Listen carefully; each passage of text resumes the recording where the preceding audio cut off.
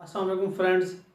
आपके लेक्चर में मैं जिस टॉपिक में लेक्चर बना रहा हूँ वो है डाइजेस्टिव सिस्टम का मुकम्मल मैकेनिज़्म, उसका फंक्शन और उसकी वर्किंग। क्योंकि इससे पहले वाले लेक्चर में मैंने आपको that is the very easiest phenomena और इजीएस्ट मेथड के ज़रिए मैंने आपको डायग्राम बनाने सिखाया था।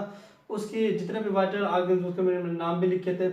अब के लेक्चर में मैं जो है ना इसका मुकम्मल आपको मैकेनिज्म बता रहा हूँ। तो इससे बनाने से पहले मैं एक चीज़ आपको मैं बता दूँ। देखिए स्टूडेंट्स, हमारा जो ह्यूमन बॉडी है, इंसान जिस्म है, उसमें मुख्तलिफ़ किस्म के वाइटल ऑर्गन्स होते हैं, जिनमें आई है, नोज़ है, उसमें ह्यूमन हार्ट है, लंग्स है, गल ब्लेडर है, पेनक्रियाज है, लीवर है। ओवरऑल जितने भी वाइटल ऑर्गन्स हमारे जिस्म में होते हैं उनका अपना प्रॉपर एज पर रिक्वायरमेंट जो है उसका फंक्शन होता है, वर्किंग होती है, मैकेनिज्म होता है। लेकिन आज के लेक्चर में जो हम पढ़ेंगे, मैं इसमें आपको ये बताऊं कि हम उस वाइटल ऑर्गन्स उनके बारे में पढ़ेंगे जो हमारे डाइजेशन यानी कि डाइजेस्टिव सिस्टम में हमारे जो है ना ज़रूरत आता है, हमें ज़रूरी होते हैं जो वाइटल ऑर्गन, उनको मैं बता रहा हूँ। तो सबसे पहले जो हमारा वाइटल ऑर्गन डाइजेशन में यानी डाइजेस्टिव सिस्टम में जो आता है वो सबसे पहले वो क्या होता है, वो माउथ होता है। क्योंकि सबसे पहले खुराक हम मुंह के जरिए लेते हैं, तो वो सबसे पहले क्या आता है, माउथ आता है। देखिए MUTH। देखिए स्टूडेंट्स, माउथ को हम ओरल कैविटी भी बोलते हैं, ये बकल कैविटी भी बोलते हैं। देखिए oral cavity, oral cavity, mouth आता है। माउथ के बाद ये आता है यहाँ फेरेंक्स। ठीक हो गया। माउथ यानी कि एसोफिगस और माउथ के दरमियान जो होता है वो फेरेंक्स होता है। फेरेंक्स, फेरेंक्स, फेरेंक्स के बाद आता है जी एसोफिगस, जिसको हम फूड पाइप भी बोलते हैं, इनके खुराक की नाली बोलते हैं, जो फेरेंक्स से लेकर स्टमक में जा खत्म होती है, इसको क्या बोलते हैं हम, एसोफिगस।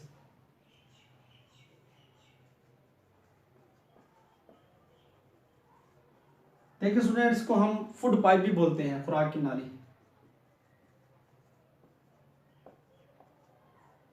ठीक हो गया। एसोफिगस, एसोफिगस की बात आती है जी स्टमक, जो एक मेन जो है ना सेंट्रल हमारा ये सेंटर होता है, वाइटल ऑर्गन होते हैं, स्टमक होता है इसे, जो कि डाइजेस्टिव सिस्टम में जो है ना डाइजेशन में बहुत मुफीद काम से अंजाम देता है। ये स्टमक आता है। स्टमक के बाद आता है जी स्मॉल इंटेस्टाइन, जिसे हम छोटी आंत बोलते हैं।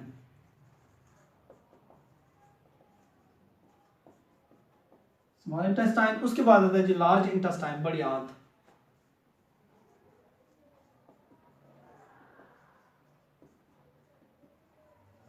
लार्ज इंटेस्टाइन, लार्ज इंटेस्टाइन के लास्ट में जो आता है वो होता है रेक्टम।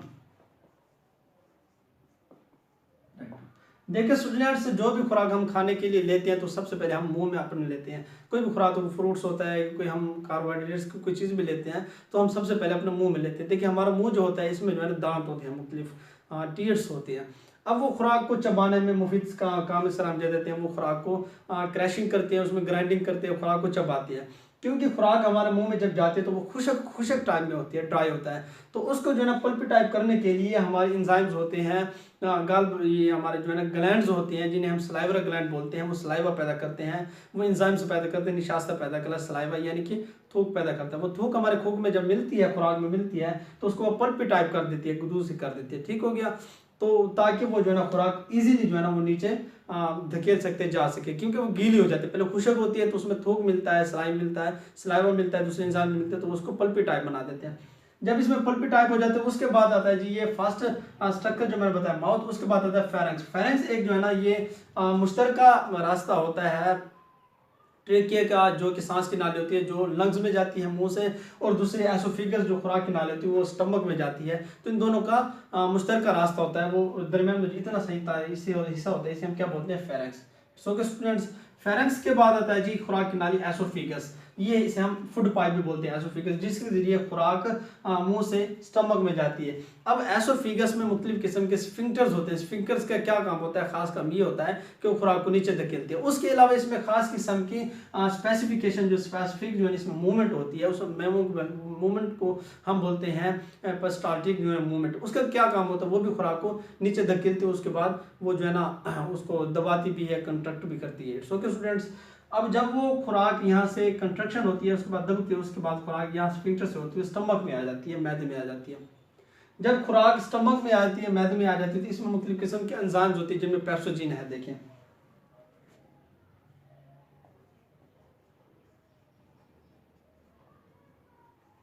पेप्सोजीन्स। ठीक हो गया। पेप्सोजीन्स होती है, इसके क्या काम होता है, ये खुराक को एब्जॉर्ब करते और डाइजेस्ट करता है। तो उसके अलावा इनके अलावा एक दूसरी चीज़ भी होती है, वो क्या होती है, वो HCl। अब देखिए स्टूडेंट्स, जैसे कि आप जानते हैं HCl क्या होता है, वो हाइड्रोक्लोरिक एसिड होता है। ये बहुत स्ट्रॉन्ग, बहुत जो है ना पावरफुल जो है ना ये एसिड होता है, तेजाब होता है। ये बहुत हार्मफुल भी होता है। इतना हार्मफुल होता है कि अगर इसमें हम कोई चीज़ डुबो देते हैं, फॉर एग्जांपल अपनी उंगली भी डुबो देते हैं तो हमारी उंगली भी बर्न हो जाती है, जल जाती है। इतना हार्मफुल होता है।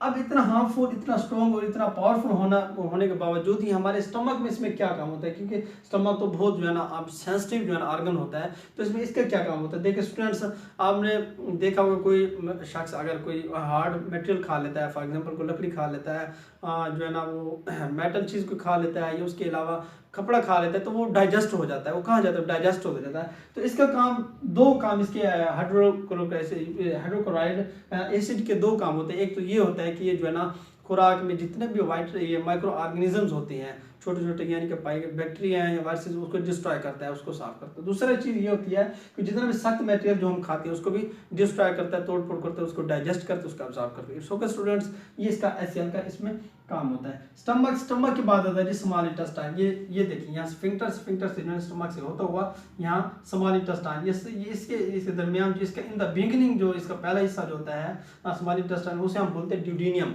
दरमियाना होता है वो जीजीनम होता है, और लास्ट वाला जो होता है एलियम होता है। जो ड्यूडेनियम होता है वो इससे जो है ना ये कंट्रीब्यूशन होता है, इससे जो है ना ये मिला हुआ होता है। तो यहाँ से ये स्मॉल इंटेस्टाइन की खुराक मैदे से इसमें आती है। अब स्मॉल इंटेस्टाइन में जब खुराक होती है तो इसमें जो है ना इसमें भी डाइजेशन के सिस्टम होता है, अब्जॉर्बिंग सिस्टम होता है। तो इसके देखिए जी, इसके दो स्टूडेंट, ये दो फ्रेंड्स होते हैं इसके। ये देखिए, एक होता है जी लीवर और दूसरा होता है पेनक्रियास। अब एक लीवर होता है और एक पेनक्रियास होता है। देखिए ये इधर लीवर है और ये है पेनक्रियास। ये पेनक्रियास है, ये लीवर है। ये लीवर इसको हम जिगर बोलते हैं, ये पेनक्रियास जो है इसको हम क्या बोलते हैं, लबलबा बोलते हैं। अब ये इसके दो फ्रेंड्स मैंने क्यों बताया आपको, एक इंटरेस्टिंग आपको बात बताऊं। देखिए ये जो अगर मेरे दो दोस्त होते हैं तो मुझे कोई फायदा भी देते हैं, तो इसीलिए ये जो इसके दो फ्रेंड्स हैं, ये लीवर है, तो बेसिकली ये दोनों जो है ग्लैंड्स होती है जिनको हम उर्दू में बोलते हैं गदूद। तो इनका काम होता है हार्मोन्स खारिज करना, स्पेसिफिक हार्मोन्स खारिज करते हैं जो डाइजेशन के तौर पर काम आता है स्मॉल इंटेस्टाइन में। अब ये लीवर जो होता है, ये लीवर ये कौन सा हार्मोन खारिज करता है, ये बाइल जूस फराहम करता है।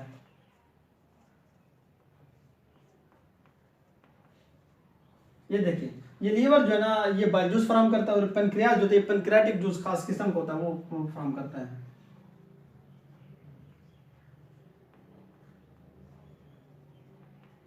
ये पेनक्रियाटिक जूस, अब ये बाइल जूस फराहम करता है, ये पेनक्रियाटिक जूस फराहम करता है। इसका क्या काम होता है, ये दोनों जो है ना इसमें ये देखिए स्मॉल इंटेस्टाइन में जब ये फराहम करता है तो ये जो है ना ये खुराक को डाइजेस्ट करते हैं और अब्जॉर्ब करते हैं। अब ये जो स्टमक में जो पैप्सोजेंस था, इसका क्या काम था, ये जो हमारे खुराक में जितने भी प्रोटीन्स होते हैं उसको अब्जॉर्ब करता है। अब इनका क्या काम होता है, इनका काम होता है जी लिपिड्स, एसिड्स जितने भी होते हैं, फैटी एसिड्स होते हैं, उसके अलावा चिकनाई जिस तरह की भी होती हैं हमारे उस फूड्स में, वो उसको अब्जॉर्ब करता है और डाइजेस्ट करता है। इनका काम होता है बाइल जूस का और ये पेनक्रियाटिक जूस का। सो के स्टूडेंट्स, इसमें स्मॉल इंटेस्टाइन में जब ये चीज़ अब्जॉर्ब हो जाती है उसके बाद ये खुराक यहाँ स्मॉल इंटेस्टाइन से होती हुई इसमें लार्ज इंटेस्टाइन में होती है। एक चीज़ मैं आपको जो है ना नॉलेज की मैं आपको बताता हूँ। अक्सर स्टूडेंट्स जो है ना कन्फ्यूजन का शिकार होते हैं कि ये देखेंगे ये स्मॉल इंटेस्टाइन है, देखने में स्मॉल इंटेस्टाइन लगती है, और ये तो ये होती देखने में तो बड़ी है लेंथ के हवाले से, क्योंकि इसके अप्रोक्सीमेटली